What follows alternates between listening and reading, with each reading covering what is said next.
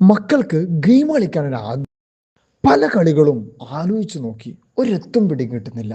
അവസാനം കുട്ടികളുടെ ശ്രദ്ധ കേന്ദ്രീകരിക്കുന്ന ഒരു കളിയാവട്ടെ എന്ന് ഞാൻ വാക്കുകളിലേക്കും ഒരേ സമയം കൈകളിലേക്കും ശ്രദ്ധ കേന്ദ്രീകരിക്കുന്ന രൂപത്തിൽ കുട്ടികളെ കൊണ്ടൊരു ഗെയിം അങ്ങോട്ട് കളിപ്പിച്ചു. വളരെ രസകരമായ ഒരു ആക്ടിവിറ്റി ആയിരുന്നു അത്.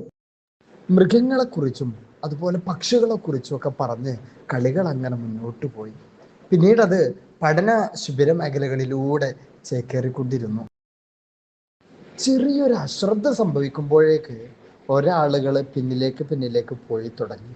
അങ്ങനെ 10-25 പേരുണ്ടായിരുന്നു ഞങ്ങളുടെ സംഘം. ചുരുങ്ങി ഇങ്ങനെ വന്നുകൊണ്ടിരിക്കുകയാണ്.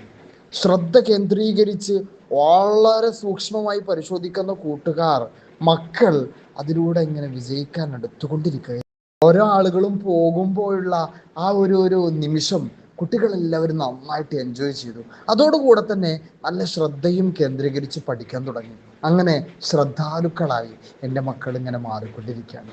അവർ പഠനത്തിൽ മാത്രമല്ല, കളികളിൽ മാത്രമല്ല, മറ്റേത് വിഷയങ്ങളിലും സൂപ്പറായി നമ്പർ 1 ആയി മാറിക്കൊണ്ടിരിക്കുന്ന എൻ്റെ പ്രിയപ്പെട്ട മക്കളുടെ കൂടെ ചിലവഴിക്കാനുള്ള ഓരോ സമയവും എന്തൊരു സന്തോഷമാണെന്നോ, എന്തൊരു അനിർവചനീയമായ അവസരങ്ങളാണെന്നാണോ നിങ്ങൾ മനസ്സിലാക്കുന്നത്?